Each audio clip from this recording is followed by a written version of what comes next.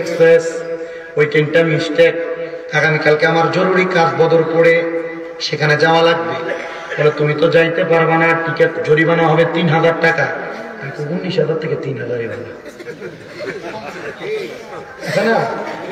আমি বললাম ভাই সাহেব একটু কি কমানো যায় না? বলে কত আছে তোমার কাছে?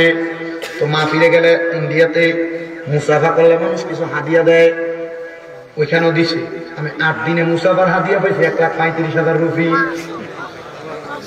আলহামদুলিল্লাহ আসতে পেয়েছেন লাস্টের দিন, দেখছেন আপনি লাস্টের দিন মানে ৮ তারিখের একদিনে মাহফিল করছি ৩টা, কিন্তু এই ৩ মাহফিলে মুসাফা করার সুযোগ পাইছি না। যদি পাইতাম তাহলে মোটামুটি ১.৫ লাখ বা ২ লাখের কাছাকাছি করতো।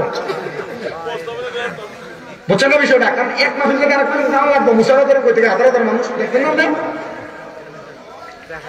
তো আমি ওইখানে ওই যে ৫ তারিখে কুচবিহারের মাহফিলে যে হাদিয়া গুলো দিছে, ডাইন পকেটে টাকা, বাম পকেটে টাকা, ১০ টাকা, ২০ টাকা, ৫০, ১০০, ৫০০ নোটও আছে। আবার আমার একটা হ্যান্ডব্যাগ ছিল কি জিপ কোম্পানির, এটার ভিতরে আছে কিছু টাকা। আমি ট্রেনে ওঠার সময় যে ড্রাইভার আমার দিয়ে গেছে তারা ১ পকেটের টাকা মুখ করে দিয়ে দিছি, আমি আমার ট্রেন ধরে দিছে। এবার আমার দিকে তোমার কাছে কত আছে? আমি তো জানি না। স্লিপার কোচের সিটের ভিতরে বসে রয়েছে। আমি আমার বাম পকেটের সবই ১০ টাকা, ২০ টাকা, ৫০ টাকার নোট বার করে তার ছেড়া দিছি। গনতে গনতে দেখে আমার এই পকেটে আছে টাকা আছে ২২২০ টাকা, ২,২০০। আমার ২,২২০ টাকা দিয়ে ২,০০০ টাকা রাখতেছে।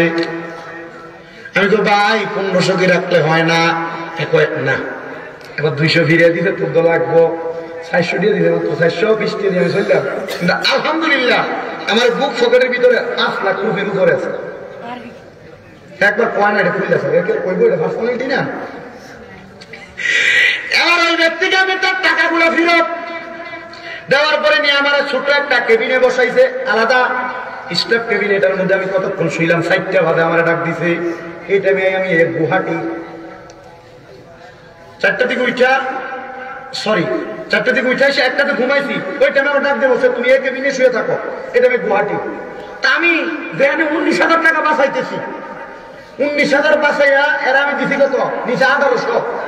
গুয়াহাটি নাই না, যে স্টাফ ছিল ৭ জন আমার কেবিনে, সব দিনে আমি একটা একটা করে ধোসা খাওয়াইছি ৫০ টাকা করে। ৭ জনের ৩৫০ লোকের ১০০ করে রুপি দিচ্ছি। একটার একটা তার কাছে টাকা ছিল না, এই টাকা ছিল তার মানে টাকা আছে। আমার টিকেটের ব্যবস্থা হয়ে গেছে, এমন কিছু কইলে অবস্থা তার খারাপ হইব। নিরাল বৈশা ১৩ ঘন্টা জার্নি করে আমি আসলাম শিলচরে। কিন্তু এর মাঝখানে আমি যখন ফজরের নামাজ পড়বো, এই ফজরের নামাজের সময় আমি যে স্লিপার কোচের মধ্যে বসলাম, আমি চিন্তা করলাম হিন্দু রাষ্ট্র, নামাজ পড়লে যদি কারোর মনে কোনো কিছু আঘাত যায় না, কষ্ট দেওয়া যাবে না। আমার চাদরটা ছিল আমার সঙ্গী, আমার ব্লেজারটা ছিল আমার সঙ্গী, সেখানে আমার ব্লেজারটা ছিল মাথায় হিটান দৈন্যা বালিশ, এই চাদরটা ছিল আমার মোবাইল একটা গলার মুখ ফেসানোর জন্য। এটার আমি স্লিপার কোচের উপরে থেকে নিচ পর্যন্ত আমি ঘোড়া দিয়ে রাখছি। ঘোড়া দিয়ে আমি আল্লাহর দরবারে, মুসাফির মানুষ ২ রাকাত নামাজ আদায় করে আল্লাহর কাছে দোয়া করি, রব্বুল আলামিন, ও আল্লাহ, সঙ্গে কোনো সফর সঙ্গী নাই, একা একা আমি তোমার পথের কাজ করতেছি। আল্লাহ, আমার সাথে কোনো মানুষও নাই। আপনি চাইলে আমারে বাঁচাইতে পারেন, আপনি আমার ইজ্জত রক্ষা করতে পারেন। কিন্তু এই ট্রেনটা যেটা চলছে এটারও লেট হইল ওই দিন ৩ ঘন্টা। ও মুমিন মুসলমানের দল, আমি যদি জাস্ট না পৌঁছাইতে পারি আমার বড় কষ্ট হবে।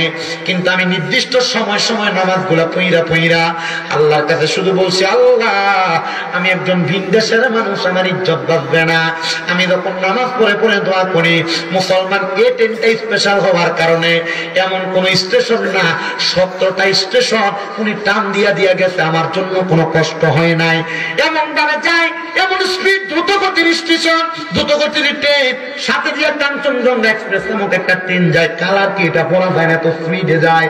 কিন্তু আমি চিন্তা করলাম এই সফরের মধ্যে নামাজ পড়ে আল্লাহর কাছে দোয়া করার কারণে আল্লাহ যদি আমার ভাগ্য পরিবর্তন করে আমার সময়টাকে মেনটেনেন্স করে দিতে পারে।